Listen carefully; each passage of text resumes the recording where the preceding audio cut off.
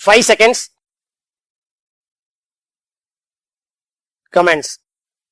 மாண்புமிகு பேரவைத் தலைவர் அவர்களே, வேளாண்மைக்கென்று அமைந்திருந்த துறையை வேளாண்மை உழவர் நலத்துறை என்று பெயர் மாற்றம் செய்து வேளாண் பெருமக்களை எல்லாம் பெருமிதம் கொள்ள வைத்த மாண்புமிகு முதலமைச்சர் அவர்களுக்கு தமிழகத்தின் முதல் வேளாண் நிதிநிலை அறிக்கையை பணிவுடன் அளித்து என் பணியை தொடர்கிறேன்.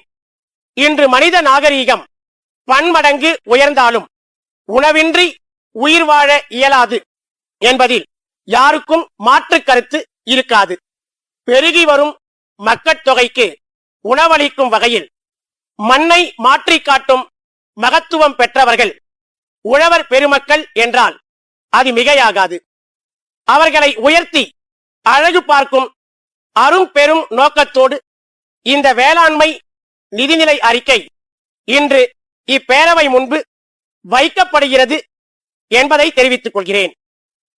வேளாண்மைக்கென்று தனியே நிதிநிலை அறிக்கை தாக்கல் செய்ய பல மாவட்டங்களுக்கு சென்று உழவர் பெருமக்களை அழைத்து அவர்களிடம் ஆலோசனைகள் நிகழ்த்தப்பட்டன.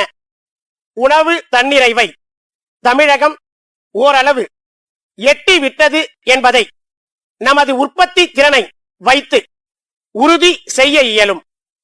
தமிழ்நாட்டில் சாகுபடி பரப்பினை உயர்த்தவும் தற்போதுள்ள இருபோக சாகுபடி நிலங்களை 2 மடங்காக உயர்த்தவும் உணவு தானியங்கள் மற்றும் பண பயிர்களுக்கான வேளாண் உற்பத்தியில் முதல் 3 இடங்களுக்குள் தமிழகம் இடம் பிடிக்கவும் நடவடிக்கை எடுக்கப்படும் என்பதை தெரிவிக்க விரும்புகிறேன்.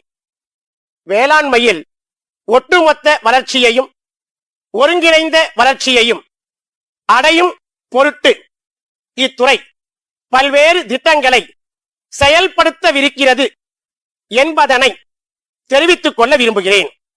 இயற்கை வேளாண்மையில் ஈடுபடும் விவசாயிகளுக்கு இடுபொருள் மானியம் வழங்கப்பட்டு ஊக்கப்படுத்தப்பட உள்ளது. தமிழகத்தில் எண்ணற்ற இளைஞர்கள் வேளாண் கல்வியை தேர்ந்தெடுக்கிறார்கள். வேளாண் பட்டதாரிகளை தொழில் முனைவோராக ஆக்குவதற்கான பயிற்சிகள் பட்டப்படிப்பிலேயே அளிக்கப்பட்டு இறுதி ஆண்டு படிக்கும் போதே அவர்களுக்குள் தொழில் முனைவோர் ஆக வேண்டும் என்கிற தனியாத தாகம் உருவாக்கப்படும் என்பதை தெரிவித்துக் கொள்ள விரும்புகிறேன். வேளாண்மை என்பது உன்னதமான தொழில் என்பதனை அனைவருக்கும் உணர்த்தி அதை மீண்டும் பழைய நிலைக்கு கொண்டு வரும் முயற்சியில் தமிழக அரசு முழுவதுமாக ஈடுபடும். தமிழ்நாட்டின் முதன்மை பயிரான நெற்பயிரின் உற்பத்தியினை அதிகரித்திட திட்டங்கள் செயல்படுத்தப்படும். மழை அதிகம் பொழியாத இடங்களில் வேளாண் பொதுமக்களுக்கு சிறு தானியங்களை வளர்க்க பயிற்சியும் அவற்றை சந்தைப்படுத்த வசதிகளும் செய்து தரப்படுவதன் மூலம் மீண்டும் தாராளமாக அவை கிடைக்கும் நிலை உருவாகும் என்பதில் எவ்வித ஐயப்பாடுகளுக்கும் இடமில்லை.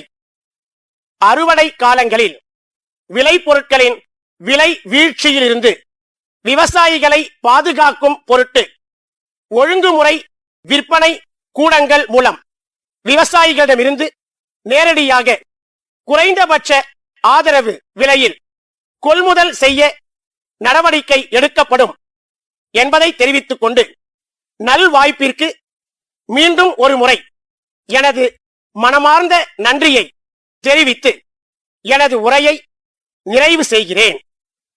சென்னை சிவானந்தா சாலையில் உள்ள சிவன் பரதக்கலை பயிலகத்தின் உரிமையாளர்கள் சென்னை வடக்கு மாட வீதி மயிலாப்பூரில் உள்ள பார்வதி நவீன ஆடையகத்தின் உரிமையாளருக்கு எழுதிய 2 டிசம்பர் 2021 நாளிட்ட கடிதம். அன்புடையீர், கடந்த 10 ஆண்டுகளுக்கும் மேலாக பரதம் உள்ளிட்ட நடனங்களை சிறார்களுக்கு நாங்கள் கற்று கொடுத்து வருகிறோம் என்பதை மகிழ்ச்சியுடன் தெரிவித்துக் கொள்கிறோம். பல இடங்களில் எங்களுடைய மாணவர்களின் நடன நிகழ்ச்சிகள் பொதுமக்களின் பாராட்டுதல்களை பெற்றுள்ளன. நடன நிகழ்ச்சிகளுக்கென நன்கு வடிவமைக்கப்பட்ட ஆடைகளை இணைப்பில் கண்டுள்ளபடி வருகிற சனவரி மாதத்திற்குள் தயார் செய்து தர தங்கள் ஒத்துழைப்பை நாடுகிறோம். தங்கள் நிறுவனத்தின் மூலம் நடன நிகழ்ச்சிகளுக்காக தயார் செய்யப்பட்ட உடைகளின் புகைப்படங்களோடு நேரில் எங்கள் பயிலகத்திற்கு வந்து விவரங்களை தெரிவிக்குமாறு அன்புடன் கேட்டுக்கொள்கிறோம். வரும் பிப்ரவரி மாதம் எங்களது நடன நிகழ்ச்சி கோவையில் நடைபெற உள்ளதால் அதற்கான ஆடைகளை விரைவில் பெற்று மாணவர்களுக்கு வழங்கப்பட வேண்டியுள்ளதால் இதற்கு முக்கியத்துவம் அளிக்குமாறும் அன்புடன் கேட்டுக்கொள்கிறோம். தங்கள் நம்பிக்கையுள்ள